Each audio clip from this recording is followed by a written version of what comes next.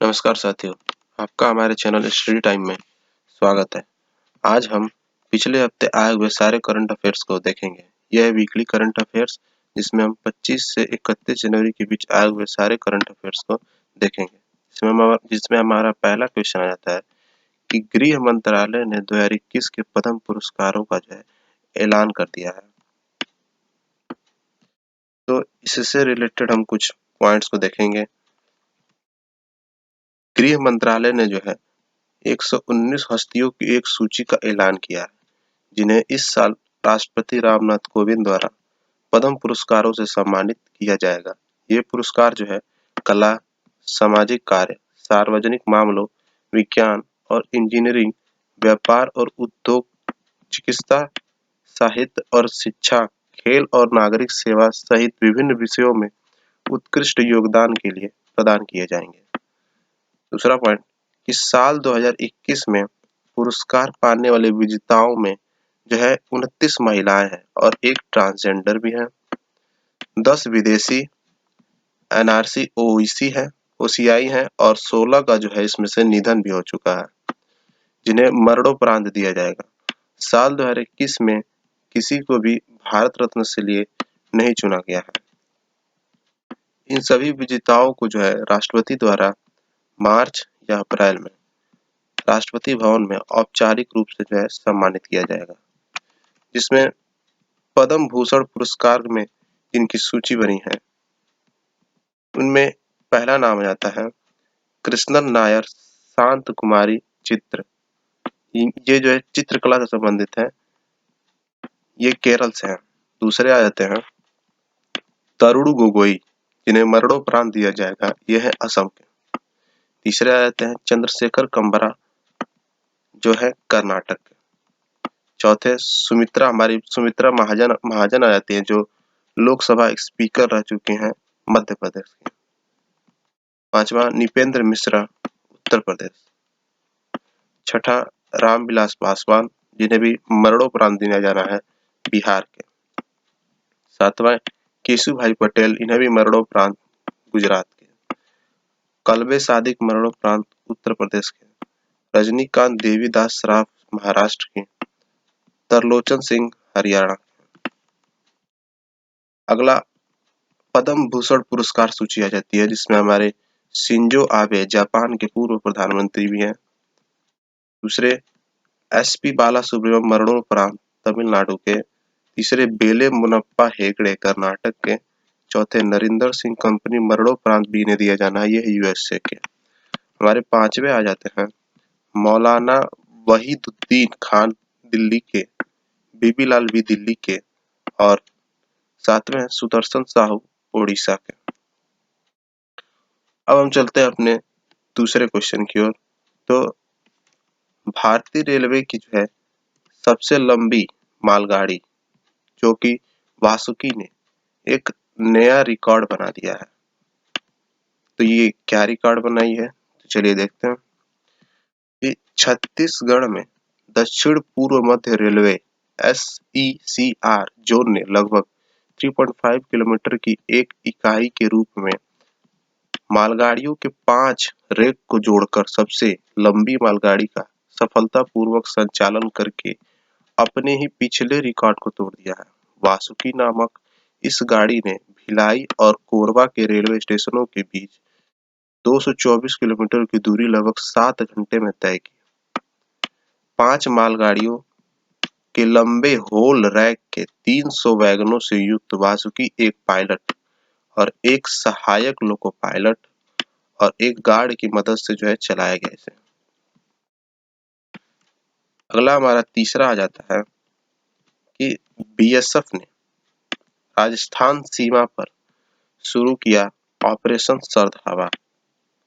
ये ऑपरेशन सर्द हवा जो है गणतंत्र दिवस के मौके को देखते हुए ये चलाया गया है, जिसमें कुछ और पॉइंट्स को देखते हैं। तो सीमा सुरक्षा बल यानी बीएसएफ ने राजस्थान की पश्चिमी अंतर्राष्ट्रीय सीमा पर ऑपरेशन सर्द हवा शुरू किया है। ऑपरेशन का उद्देश्य जो है क्षेत्र में घने कोहरे के कारण घुसपैठ की घटनाओं की जांच करना और जैसलमेर में सीमावर्ती क्षेत्रों में सुरक्षा बढ़ाना है। इसमें हमारे बीएसएफ के जो है महानिदेशक हो जाते हैं राकेश अस्थाना। बीएसएफ की मुख्यालय हमारी नई दिल्ली में। अब हम अपने अगले क्वेश्चन पर चलते हैं। तो प्रधानमंत्री राष्ट्रीय बाल पुरस्कार 2021, प्रधानमंत्री राष्ट्रीय बाल पुरस्कार 2021।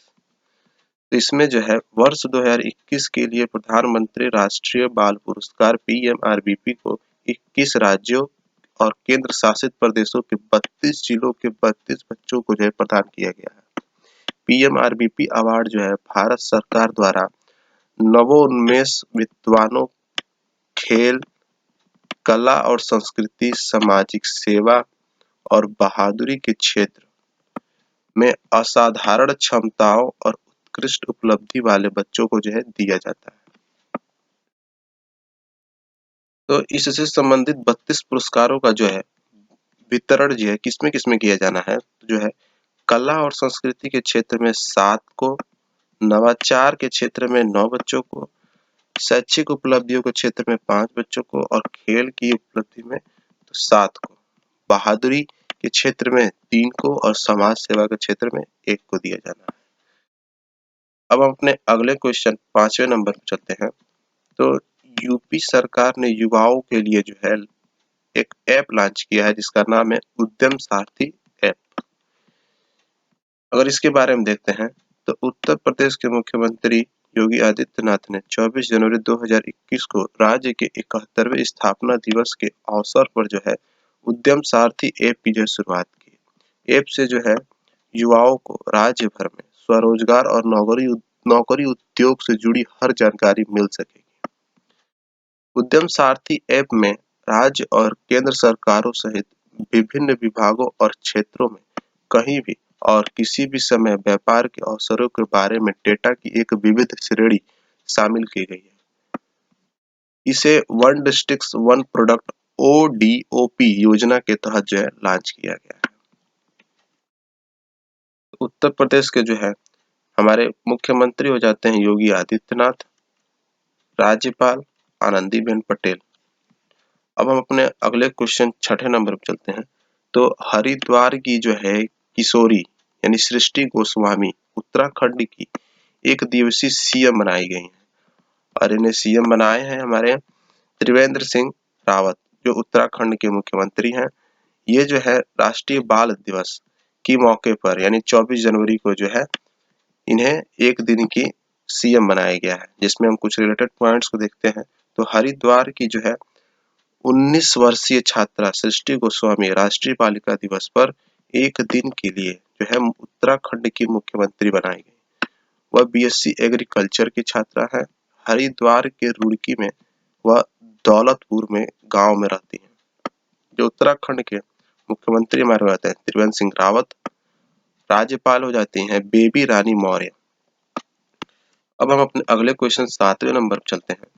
तो विश्व के सबसे बड़े करंट अकाउंट सरप्लस के मामले में जो है जर्मनी से आगे निकल गया है चीन। तो इससे रिलेटेड कुछ पॉइंट्स को देखते हैं। तो म्यूनिख स्थित इफो इंस्टीट्यूट द्वारा किए गए सर्वे के अनुसार चीन वर्ष 2020 में जर्मनी को जो है पीछे छोड़ दुनिया के सबसे बड़े करंट अकाउंट सरप्लस यानी चालू खातों में सबसे अधिक बचत वाला देश बन गया है। साल 2020 में चीन के चालू खातों का सरप्लस दोगुना से भी अधिक बढ़कर लगभग 320 बिलियन डॉलर हो गया है, जबकि जर्मनी के चालू खातों का जो है सरप्लस 2020 में लगातार 5वीं बार कम होकर 261 बिलियन डॉलर रह गया है। यह डेटा विश्व व्यापार में एक बड़े टेक्टोटोनिक बदलाव को जो है दर्शाता है, जिससे कोरोना वायरस संकट के कारण दुनिया भर में बढ़ती चिकित्सा सुरक्षा उपकरण और इलेक्ट्रॉनिक उपकरणों की उच्च मांग के कारण चीनी निर्यात को जो है बढ़ावा दिया गया है। चीन की राजधानी हो जाती है हमारी बीजिंग। चीन की मुद्रा रेमिनबी और चीन के जो राष्ट्रपति हो जाते हैं जिनपिंग। अब हम अपने अगले 8वें क्वेश्चन अब हम आ जाते हैं अपने 8वें क्वेश्चन पर। तो रिपब्लिक डे जो है 2021 भारत ने जो है हर्षोल्लास के साथ मनाया। यह 72वां गणतंत्र दिवस था।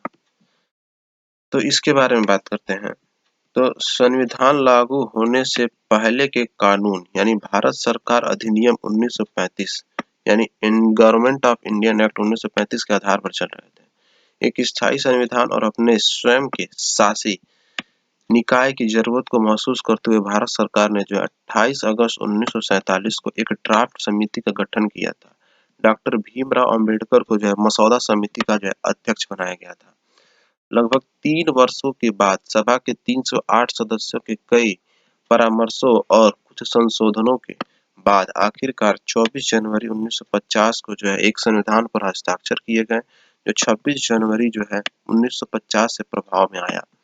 उसी दिन को जो है तब से भारत में गणतंत्र दिवस के रूप में जो है मनाया जा रहा है। यह दिन एक उचित संविधान होने के महत्व को जो है परिभाषित करता है, जिसे सभी नागरिकों को पालन करना चाहिए। अगला पॉइंट आ जाता है हमारे कि सीएम शिवराज सिंह चौहान ने बालिकाओं के लिए शुरू किया पंख अभियान। इस पंख अभियान से रिलेटेड कुछ पॉइंट्स को देखते हैं।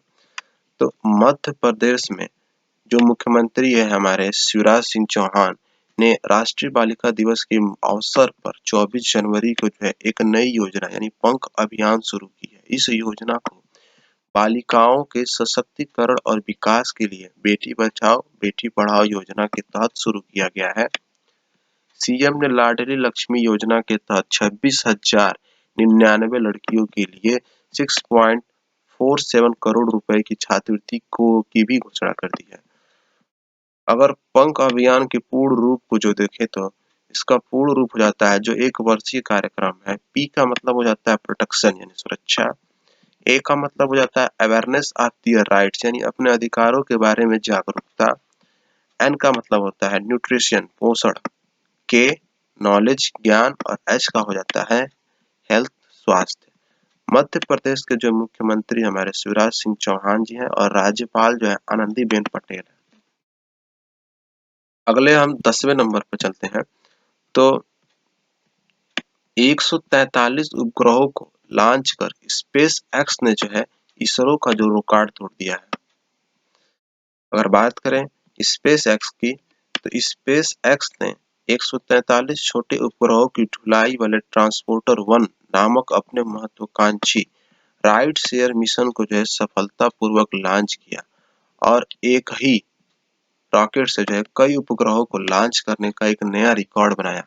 इस लॉन्च के साथ स्पेस एक्स ने जो है फरवरी 2017 में इसरो द्वारा 104 उपग्रहों को एक ही मिशन में पीएसएलवी पर बोर्ड करने के रिकॉर्ड को तोड़ दिया है। यानी इसके पहले जो है इसरो ने भी अपना रिकॉर्ड बनाया था एक साथ 104 सैटेलाइट्स को भेजने की, और यह रिकॉर्ड जो है स्पेस एक्स के द्वारा 143 उपग्रहों को छोड़कर इस रिकॉर्ड को तोड़ दिया गया है।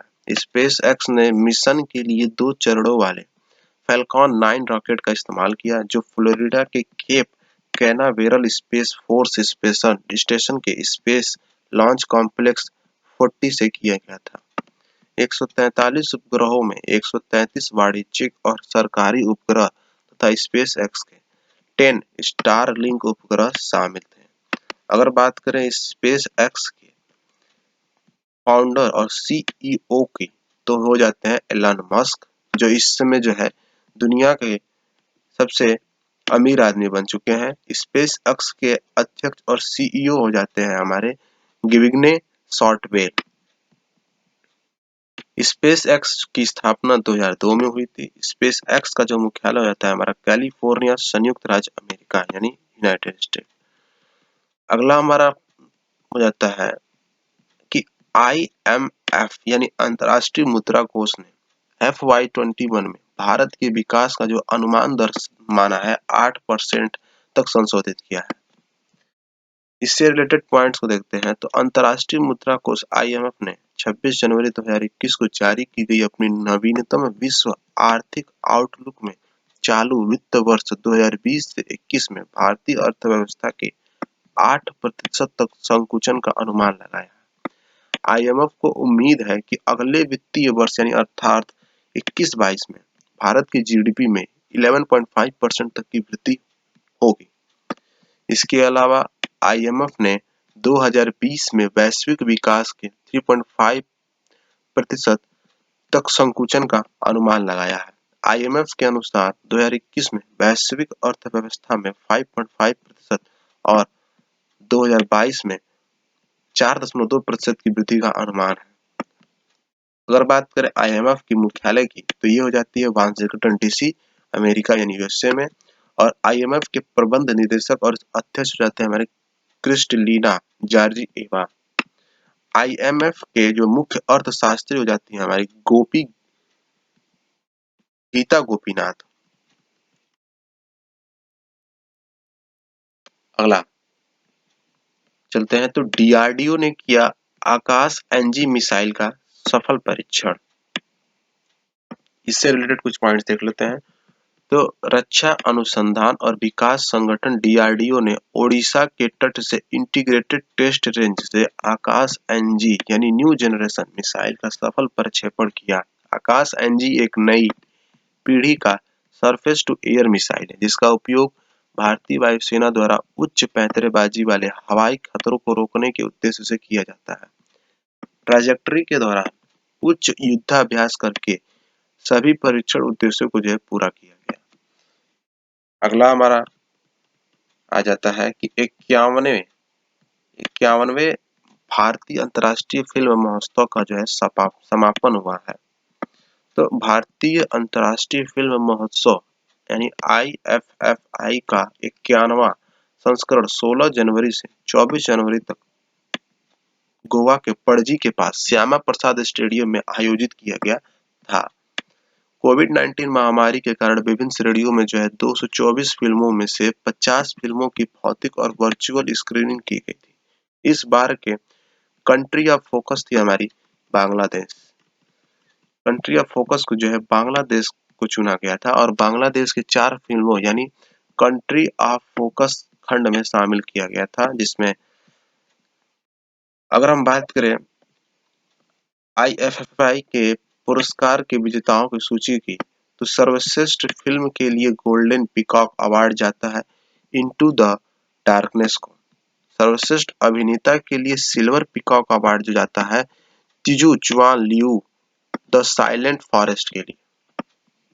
अगर बात करें सर्वश्रेष्ठ अभिनेत्री के लिए सिल्वर पीकॉक अवार्ड के लिए तो ये जाता है जोफिया स्टेफिएज को आई नेवर क्राई के लिए, और सर्वश्रेष्ठ निर्देशक के लिए सिल्वर पीकॉक अवार्ड की बात करें तो ये जाता है चेन नियन को द साइलेंट फॉरेस्ट मूवी के लिए, और सर्वश्रेष्ठ डेब्यू निर्देशक पुरस्कार यानी कैसियो पेरेरा डॉस सैंटोस इनको जाता है वैलेंटीना मूवी के लिए, और विशेष उल्लेख पुरस्कार जो है कृपाल कलिता ब्रिज के लिए। स्पेशल जूरी अवार्ड जो है कामिन कालेव फरवरी के लिए दिया गया। ICFT यूनेस्को गांधी अवार्ड जो है अमीन नायफे के 200 मीटर के लिए ये जो है यूनेस्को गांधी अवार्ड दिया गया। Indian personality of the year award जो है विश्वजीत चटर्जी को दिया गया। लाइफ टाइम अचीवमेंट अवार्ड जो है विक्टोरियो स्टोरो इतावली छायाकार के लिए दिया गया। अगला हमारा क्वेश्चन आ जाता है कि इंटरनेशनल कस्टम डे मनाई जाती है 26 जनवरी को, यानी हर साल 26 जनवरी को विश्व स्तर पर अंतर्राष्ट्रीय सीमा शुल्क यानी इंटरनेशनल कस्टम डे मनाया जाता है। यह दिन कस्टम अधिकारियों और एजेंसियों की भूमिका वाली स्थितियों और चुनौतियों पर ध्यान केंद्रित किया जाता है। इस साल अंतर्राष्ट्रीय सीमा शुल्क दिवस की थीम है custom bolstering recovery renewal and resilience. अगर बात करें वर्ल्ड कस्टम ऑर्गेनाइजेशन के मुख्यालय की तो ये हो जाती है ब्रुसेल्स बेल्जियम की। वर्ल्ड कस्टम ऑर्गेनाइजेशन की सदस्यता बात करते हैं तो इसमें जो 182 देश हैं, और इनके महासचिव की बात करते हैं तो हो जाते हैं कुनियो मिकुरिया। अगला क्वेश्चन आते हैं 15 पर। तो पुर्तगाल के जो राष्ट्रपति यानी मार्सेलो रेबोला डी सूसा ने जीता अपना दूसरा राष्ट्रपति कार्यकाल भी इन्होंने जीत लिया। अगर बात करें इससे रिलेटेड कुछ पॉइंट्स की, तो पुर्तगाल के वर्तमान राष्ट्रपति हमारे मार्सेलो रिबेलो डी सूसा ने साल 2021 के पुर्तगाली राष्ट्रपति चुनाव में शानदार जीत हासिल करके 5 साल का दूसरा कार्यकाल जो है जीत लिया है। सोशल डेमोक्रेटिक पार्टी के 72 वर्षीय पूर्व नेता ने कुल वोटों में जो है 61% वोटों से जीते हैं। पुर्तगाल की जो राजधानी हो जाती है हमारी लिस्बन, मुद्रा यूरो। 16वें नंबर पर आ जाते हैं। तो भारतीय नौसेना ने थल सेना और वायु सेना के साथ एम्फेक्स 21 अभ्यास किया। इस अभ्यास के बारे में बात करते हैं तो अंडमान और निकोबार द्वीप समूह में बड़े पैमाने पर सेना के तीनों अंगों का संयुक्त जल थल नभ युद्धाभ्यास एम्फेक्स 21 का आयोजन किया गया। इस अभ्यास में जो है थल सेना, नौसेना और भारतीय वायुसेना के सैनिकों की भागीदारी थी। इस युद्धाभ्यास का उद्देश्य अपने द्वीप क्षेत्रों की क्षेत्रीय अखंडता की रक्षा के लिए भारत की क्षमताओं का सत्यापन करना था। संयुक्त बल ने अंडमान सागर और बंगाल की खाड़ी में बहु डोमेन उच्च तीव्रता वाले आक्रामक और रक्षात्मक युद्धाभ्यास को अंजाम दिया। अगला आ जाता है हमारा कि टू एक्सप्रेसवे हवाई पट्टी वाला देश, पहला राज्य बना हमारा उत्तर प्रदेश। और इसकी बात करें तो उत्तर प्रदेश में पूर्वांचल एक्सप्रेसवे पर कुरीभर के पास एक नई यानी 3300 मीटर लंबी हवाई पट्टी का निर्माण किया गया। इस नई हवाई पट्टी के साथ उत्तर प्रदेश के एक्सप्रेसवे पर 2 हवाई पट्टी वाला भारत का पहला राज्य बन गया है। उत्तर प्रदेश में लखनऊ आगरा एक्सप्रेसवे पर भी एक हवाई पट्टी है। एक्सप्रेसवे पर हवाई पट्टी आपातकालीन लैंडिंग और लड़ाकू विमानों के टेक ऑफ की सुविधा के लिए डिजाइन की गई है। उत्तर प्रदेश की राजधानी की बात करें तो लखनऊ हो जाती है। राज्यपाल हो जाते हैं आनंदीबेन पटेल, मुख्यमंत्री योगी आदित्यनाथ। अगले क्वेश्चन चलते हैं। तो जर्मन वाच के ग्लोबल क्लाइमेट रिस्क इंडेक्स 2021 में भारत जो है 7वें स्थान पर रहा है। यानी वान स्थित पर्यावरण थिंक टैंक जर्मन वाच द्वारा प्रकाशित ग्लोबल क्लाइमेट रिस्क इंडेक्स में 2021 में भारत को जलवायु परिवर्तन से 10 सबसे प्रभावित 10 सबसे अधिक प्रभावित देशों में जो रखा गया है। 2019 में जलवायु परिवर्तन के मामले में भारत 7वें सबसे प्रभावित देश के रूप में स्थान दिया गया है। अगर बात करें शीर्ष 3 देश यानी टॉप 3 देशों की, तो मोजाम्बिक, जिम्बाब्वे और बहामा जो 2019 में क्रमशः शीर्ष 3 सबसे प्रभावित देश थे, ये हो जाते हैं। अगला पॉइंट 19 आ जाता है हमारा कि एफडीआई के सबसे बड़े प्राप्तकर्ता के रूप में चीन निकला संयुक्त राज्य से भी आगे। संयुक्त राष्ट्र व्यापार और विकास सम्मेलन यानी अनक्टैड द्वारा जारी एक रिपोर्ट के अनुसार 2020 में चीन प्रत्यक्ष विदेशी निवेश एफडीआई का सबसे बड़ा प्राप्तकर्ता था। चीन ने 2020 में शीर्ष स्थान प्राप्त करने के लिए संयुक्त राज्य को जो पीछे छोड़ दिया। संयुक्त राज्य अमेरिका द्वारा आकर्षित 134 बिलियन डॉलर की तुलना में 2020 में देश ने 163 बिलियन डॉलर की आमद को आकर्षित किया। अनक्टैड का मुख्यालय हो जाता है हमारा जिनेवा, स्विट्जरलैंड। अध्यक्ष हो जाती है मुखिसा कितियू। संस्थापक हो जाते हैं संयुक्त राष्ट्र महासभा हो जाती है। और अंकटैड की जो स्थापना की जाती है हमारी 30 दिसंबर 1964 को की गई थी। अगला क्वेश्चन आ जाता है हमारा कि FY21 में फिक्की के सर्वेक्षण में 8% जीडीपी संकुचन का अनुमान लगाया गया। यानी federation of Indian chambers of commerce and industry यानी फिक्की के नवीनतम आर्थिक आउटलुक सर्वेक्षण के अनुसार 2021 में भारत के सकल घरेलू उत्पाद यानी जीडीपी में 8% के संकुचन की उम्मीद है। इसके अलावा फिक्की को उम्मीद है कि FY22 में 9.6% की जीडीपी वृद्धि दर के साथ वित्तीय वर्ष 21-22 में अर्थव्यवस्था को बेहतर प्रदर्शन करेगी। अगर बात करें फिक्की की, तो इसके स्थापना हुई थी हमारी 1927 को। इसका मुख्यालय हो जाता है नई दिल्ली। अगला क्वेश्चन आ जाती है हमारी, राजेंद्र कुमार भंडारी ने जीता सुभाष चंद्र बोस आपदा प्रबंधन पुरस्कार 2021। इनकी बात करें तो डॉक्टर राजेंद्र कुमार भंडारी को व्यक्तिगत श्रेणी में और सतत पर्यावरण और पारिस्थितिक विकास सोसाइटी यानी सीड्स को संस्थागत श्रेणी में सुभाष चंद्र बोस आपदा प्रबंधन पुरस्कार 2021 से सम्मानित किया गया है। पुरस्कार में एक संस्थान के लिए 51 लाख रुपए का नकद पुरस्कार और एक प्रमाण पत्र है तथा एक व्यक्तिगत के लिए यानी एक व्यक्ति के लिए जो है 5 लाख रुपए का नकद पुरस्कार और एक प्रमाण पत्र है। भारत सरकार आपदा प्रबंधन के क्षेत्र में भारत में व्यक्तियों और संस्थाओं द्वारा प्रदान किए गए अमूल्य योगदान और निस्वार्थ सेवा को सम्मानित करने के लिए नेताजी सुभाष चंद्र बोस की जयंती यानी 23 जनवरी को प्रतिवर्ष यह पुरस्कार घोषणा करती है।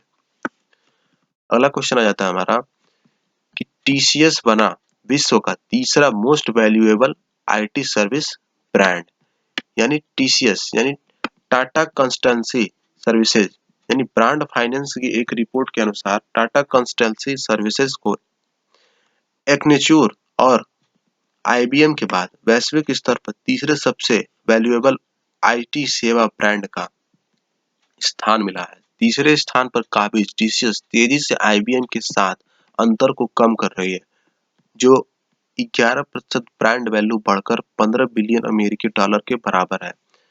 यानी बात करें एक्सचेंजर जो है वह 26 बिलियन अमेरिकी डॉलर के रिकॉर्ड ब्रांड मूल्य के साथ दुनिया का मोस्ट वैल्यूएबल और सबसे मजबूत आईटी सर्विस ब्रांड का टाइटल बरकरार रखा, जबकि आईबीएम 16.1 बिलियन अमेरिकी डॉलर के ब्रांड मूल्य के साथ दूसरे स्थान पर रहा है। और बात करें तो 4 भारतीय आईटी सर्विसेज कंपनियों ने टीसीएस 3, इंफोसिस 4, एचसीएल 7 और विप्रो 9 ने विश्व की टॉप 10 कंपनियों में स्थान हासिल किया। एक्सचेंजर ने 26 बिलियन डॉलर के ब्रांड मूल्य के साथ दुनिया की सबसे मूल्यवान और मजबूत आईटी सेवाओं का ब्रांड खिताब रखा है।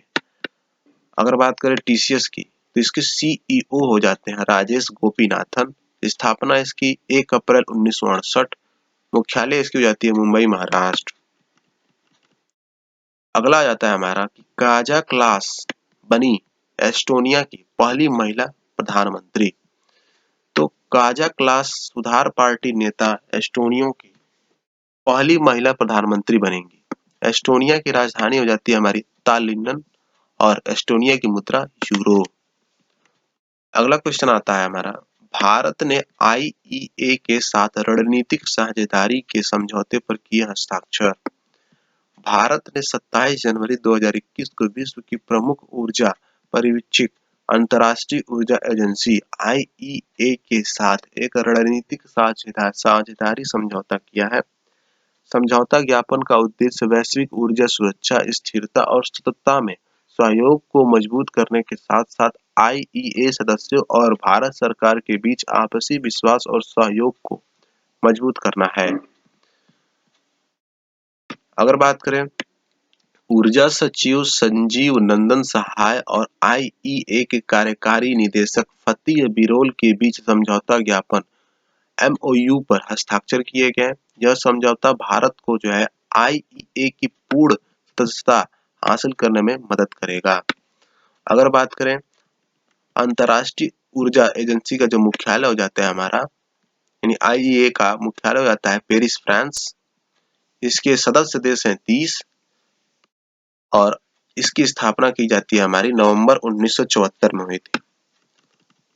अगला आ जाता है हमारा कि भारत ने साल 2021 में यूएन शांति निर्माण कोष के लिए जो है $1.5 लाख देने की घोषणा की। भारत ने इस वर्ष संयुक्त राष्ट्र शांति निर्माण कोष यानी United nation peace building fund की गतिविधि और कार्यक्रमों में योगदान देने के लिए साल 2021 में $1.5 लाख देने का वादा किया है। पीस बिल्डिंग फंड ने अपनी 5 साल की रणनीति को आगे बढ़ाया है, जिसके लिए वर्ष 2020-24 के दौरान शांति निर्माण कोष के लिए 1.5 अरब यानी कि $1.5 बिलियन की आवश्यकता होगी। इसकी घोषणा 25 जनवरी यानी 2021 को संयुक्त राष्ट्र में भारत के स्थायी प्रतिनिधि टीएस त्रिमूर्ति ने की। संयुक्त राष्ट्र महासचिव एंटोनियो गुटेरेस ने कहा है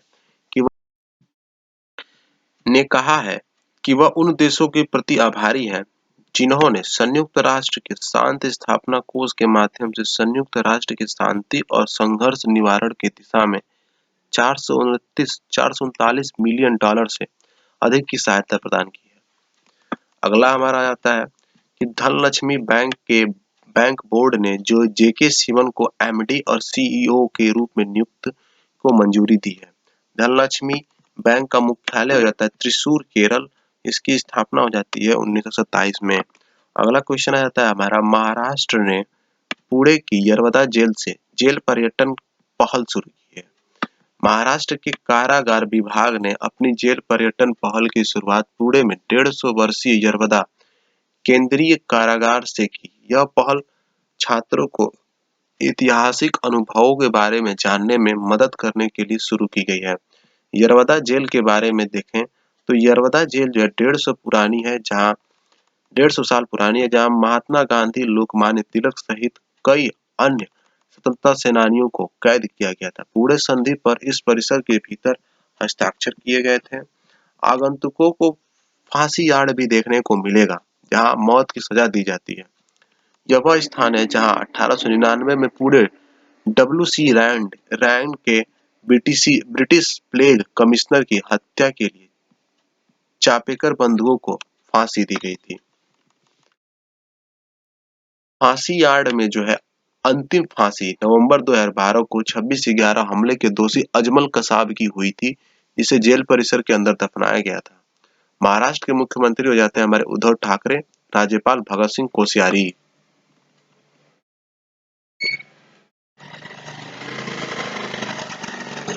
अगर बात करें अगले क्वेश्चन पर, तो एचएसबीसी ने गुजरात में किया अंतर्राष्ट्रीय बैंकिंग इकाई का उद्घाटन।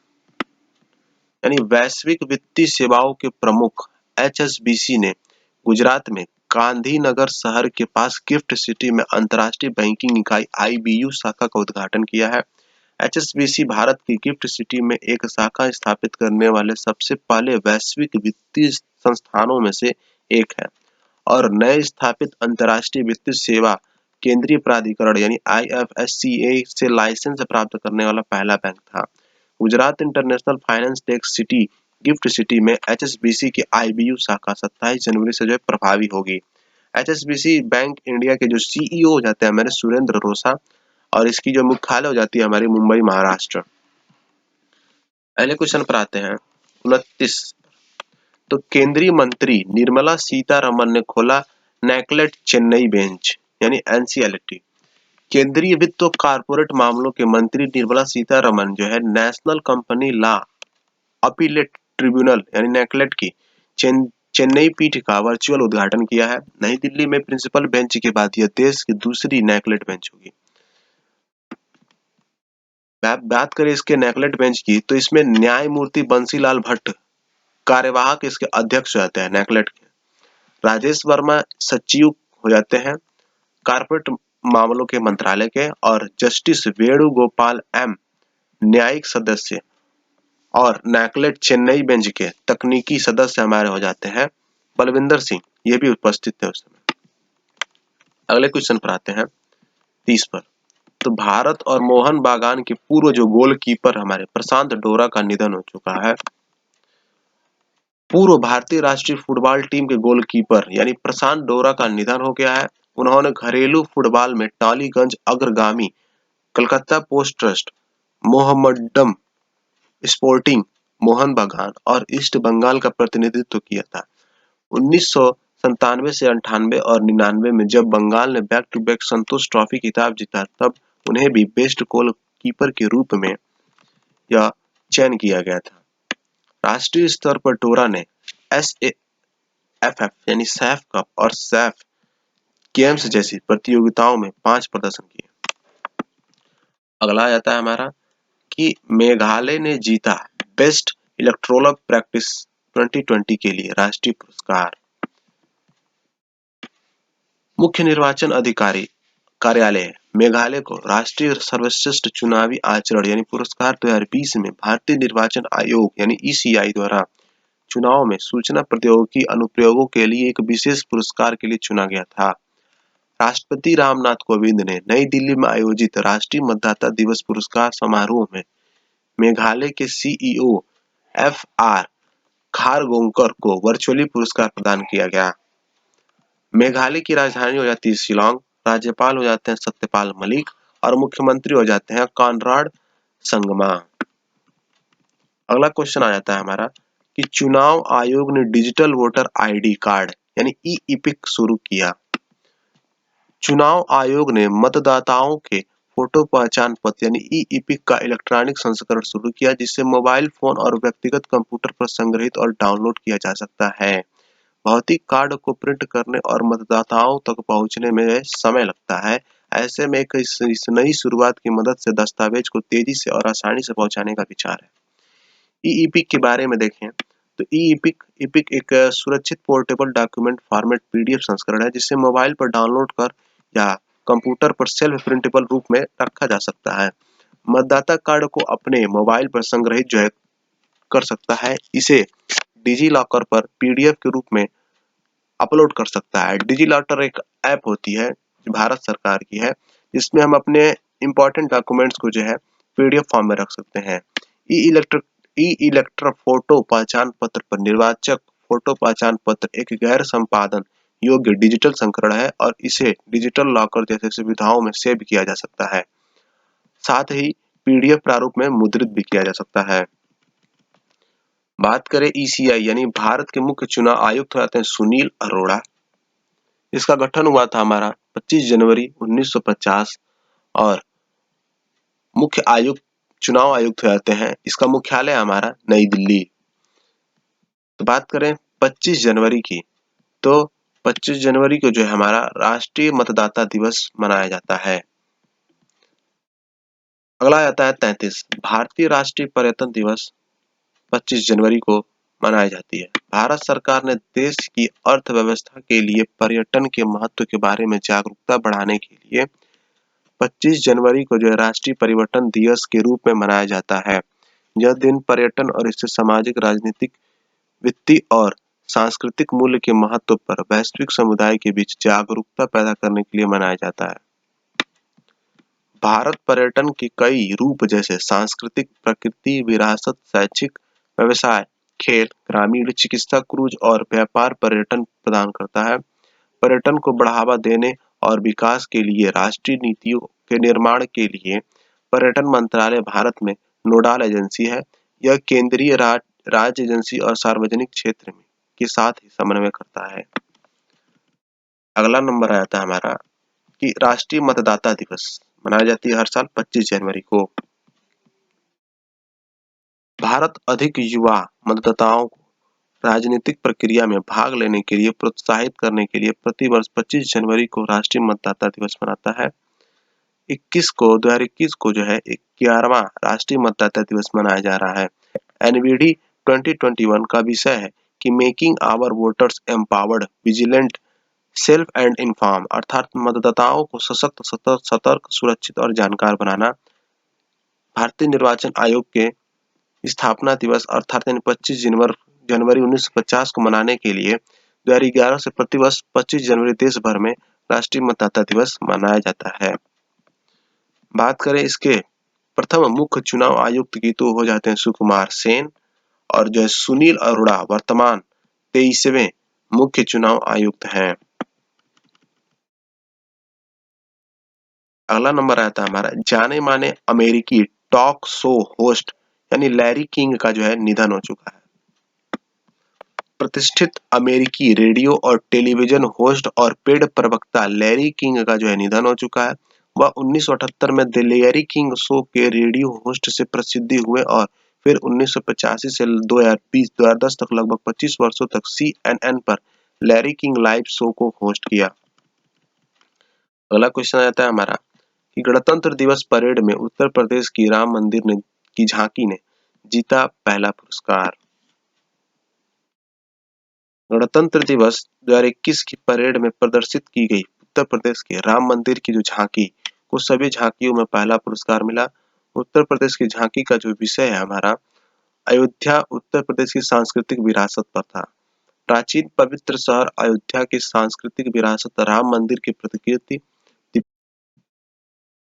प्राचीन पवित्र शहर अयोध्या की सांस्कृतिक विरासत राम मंदिर की प्रतिकृति दीपोत्सव की झलक और रामायण महाकाव्य की विभिन्न कहानियों को जो है झांकी में दर्शाया गया था। त्रिपुरा की झांकी ने गणतंत्र दिवस परेड में दूसरा पुरस्कार जीता। वहीं उत्तराखंड की झांकी देवभूमि देवताओं की भूमि विषय पर राज्यों और केंद्र शासित प्रदेशों के बीच तीसरे स्थान पर रही।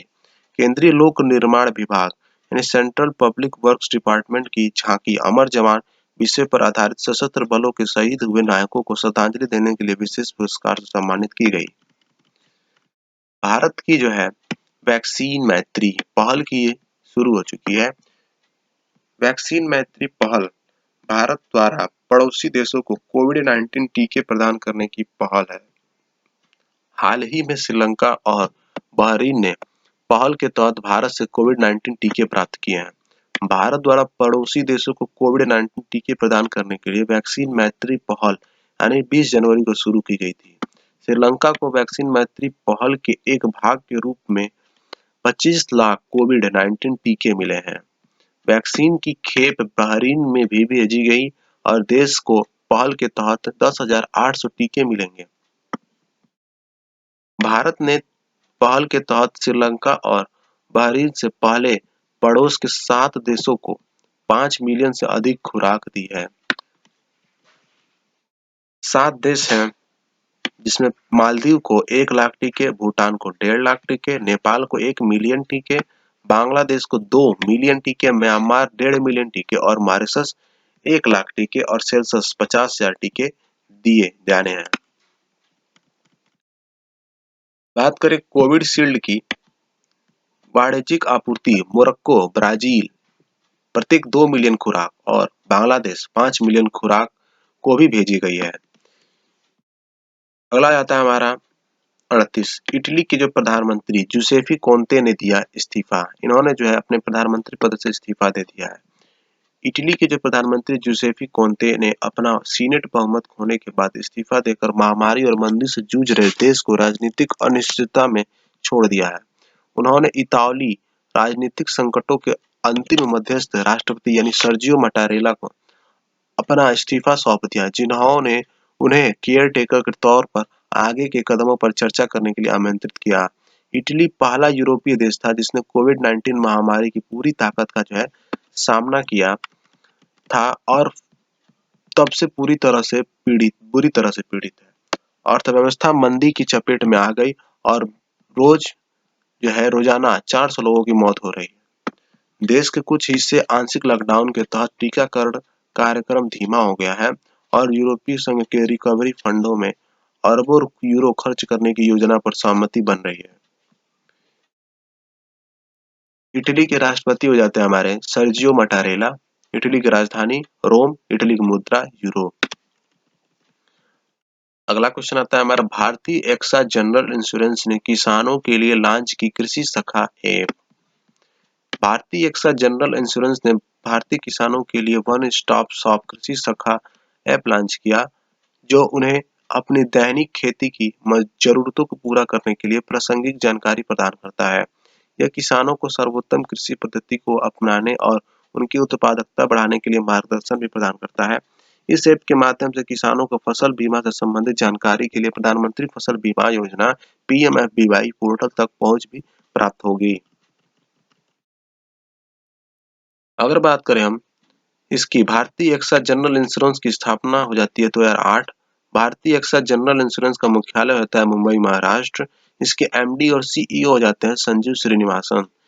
इसकी अगर बात करें टैगलाइन की तो हो जाता है सुरक्षा का नया नजरिया। अगला क्वेश्चन हो जाता है हमारा स्वामीनाथन जानकी रमन और अश्वनी कुमार तिवारी बने एसबीआई के एमडी। मंत्रिमंडल की नियुक्ति समिति एसीसी ने 3 साल की अवधि के लिए भारतीय स्टेट बैंक यानी एसबीआई के नए प्रबंध निदेशक एमडी के रूप में स्वामीनाथन जानकी रमन और अश्वनी कुमार तिवारी को नियुक्ति की मंजूरी दे दी है। इससे पहले स्वामीनाथन जानकी रमन एसबीआई में डिप्टी मैनेजिंग डायरेक्टर फाइनेंस थे और अश्वनी कुमार तिवारी एसबीआई के सहायक कार्ड के एमडी और सीईओ थे। एसबीआई के 1 अध्यक्ष और 4 प्रबंध निदेशक हैं, जिसमें 2 पहले से एक जिनके अध्यक्ष हैं दिनेश कुमार खारा और बैंक के वर्तमान अन्य 2 एमडी जो हैं वो थे श्रेष्ठी और अश्वनी भाटिया और 2 पद जो है अक्टूबर 2020 से खाली थे, जिन्हें हाल ही में भरा गया। सभी प्रतियोगी परीक्षाओं के लिए महत्वपूर्ण तथ्य दिया गया हमारा कि जो इस बैंक का मुख्यालय हो जाता है मुंबई, इसकी स्थापना हुई थी 1 जुलाई 1955 को। लेफ्टिनेंट जनरल चंडी प्रसाद मोहंती ने नए सेना उपाध्यक्ष के रूप में नियुक्त किए गए हैं। अगर बात करें इनकी चंडी प्रसाद मोहंती की, तो ये जो है लेफ्टिनेंट जनरल चंडी प्रसाद मोहंती को नए उप सेना के प्रमुख के नियुक्त किया गया। वह लेफ्टिनेंट जनरल एस के सैनी से 1 फरवरी 2021 को पद ग्रहण करेंगे।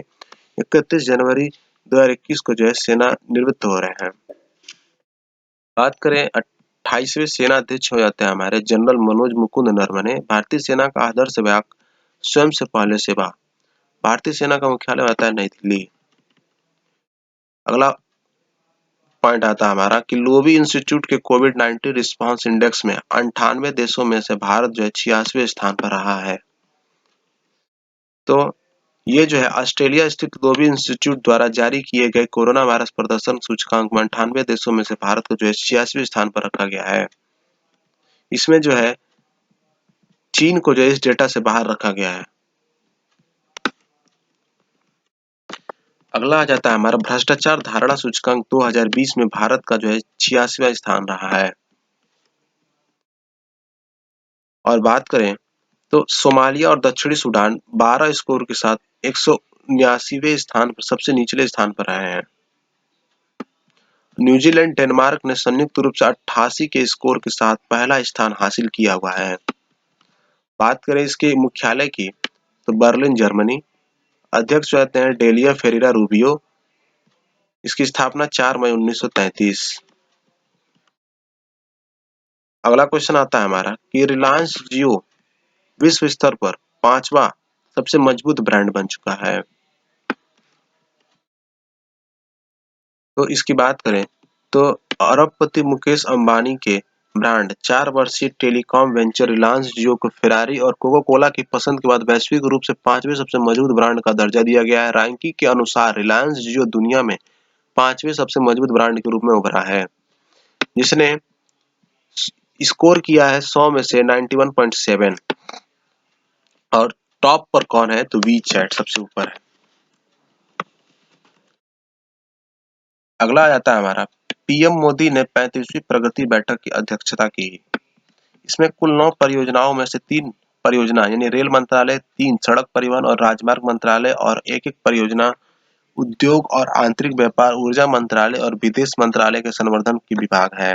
इसमें राज्य आ जाते हैं हमारे उड़ीसा, कर्नाटक, आंध्र प्रदेश, महाराष्ट्र, छत्तीसगढ़, पंजाब, झारखंड, बिहार, तेलंगाना, राजस्थान, गुजरात, पश्चिम बंगाल, हरियाणा, उत्तराखंड और उत्तर प्रदेश हैं।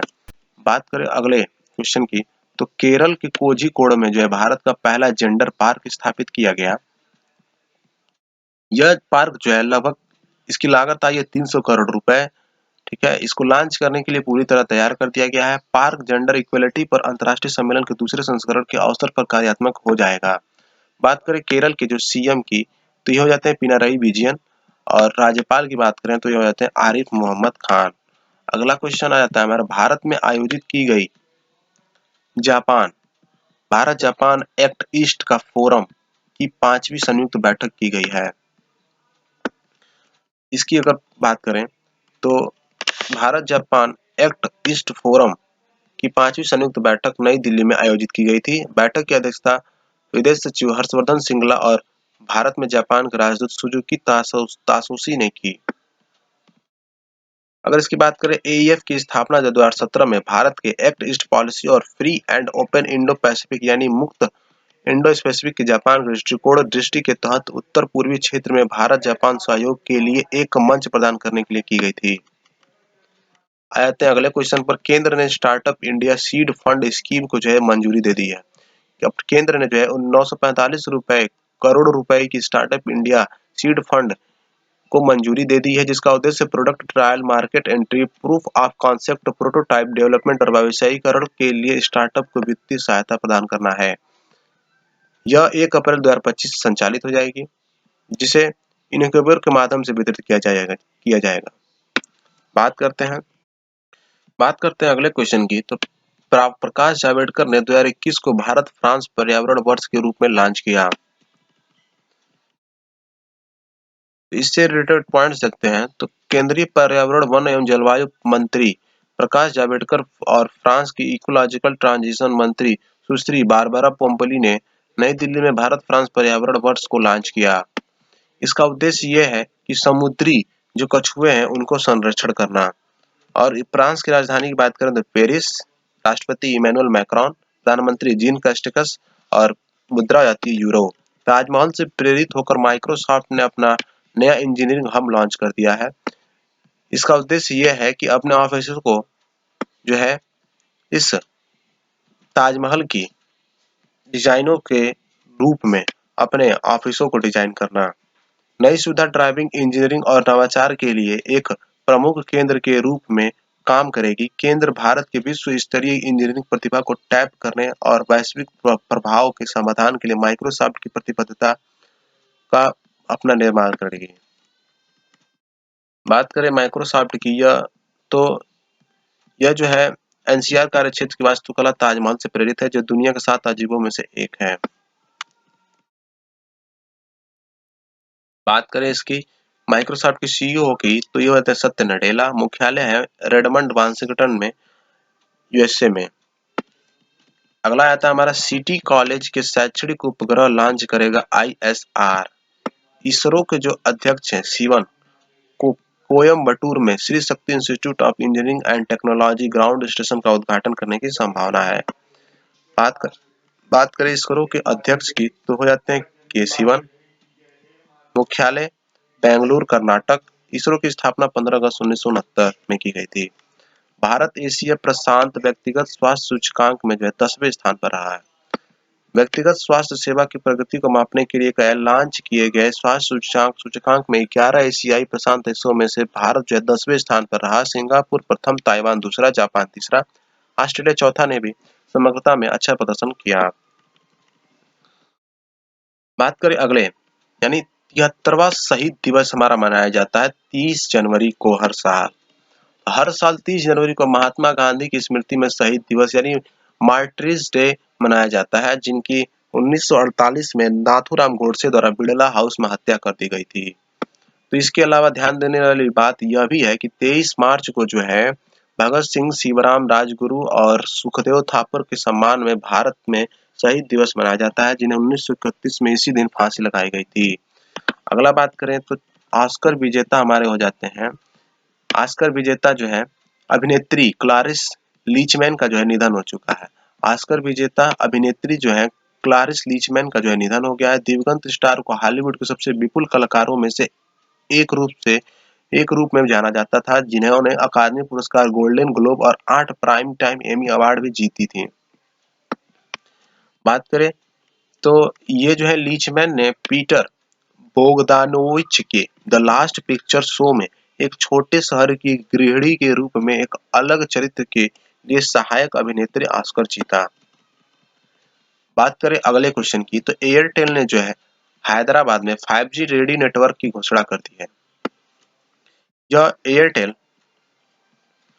तो भारतीय एयरटेल ने जो है उन्होंने एक ही स्पेक्ट्रम ब्लॉक यानी 4G और 5G नेटवर्क को दोनों संचालित करने के लिए अत्याधुनिक डायनेमिक स्पेक्ट्रम शेयरिंग का इस्तेमाल किया। भारत की प्रमुख दूरसंचार कंपनियों में से एक ने नॉन स्टैक अनोल एनएसए नेटवर्क प्रौद्योगिकी के माध्यम से 1800 मेगाहर्ट्ज बैंड में मौजूद स्पेक्ट्रम को शीर्ष करने में कामयाब रही। एयरटेल ने दावा किया कि 5G नेटवर्क को अपने प्रदर्शन के दौरान फुल लेंथ फिल्म को डाउनलोड करने में केवल कुछ सेकंड का ही समय लगेगा। भारत एयरटेल के जो सीईओ हो जाते हैं, भारतीय एयरटेल के सीईओ गोपाल विट्ठल, और इसके संस्थापक हो जाते हैं हमारे सुनील भारती। अगला क्वेश्चन लास्ट हमारा आ जाता है कि पर्यावरण मंत्री ने जारी किया national marine turtle action plan. इस प्लान का मतलब यह है कि हमारे जो जो समुद्री कछुए हैं उनको उनकी संरक्षण करना। इस लॉन्च में मंत्री ने समुद्री जैव विविधता सहित वनस्पति और जीव विविधता दोनों संरक्षण का आह्वान किया। इन दस्तावेजों में संरक्षण के लिए अंतर क्षेत्रीय कार्रवाई को बढ़ावा देने के तरीके के और उपाय शामिल हैं। बात करें पर्यावरण, वन और जलवायु मंत्री हमारे हो जाते हैं प्रकाश जावड़ेकर। यहाँ पर ये वीकली करंट अफेयर्स हमारा आज का खत्म होता है। आशा करते हैं आपको वीडियो पसंद आई होगी। अगर आपको वीडियो पसंद आई है तो वीडियो को लाइक करें, हमारे चैनल को सब्सक्राइब करें।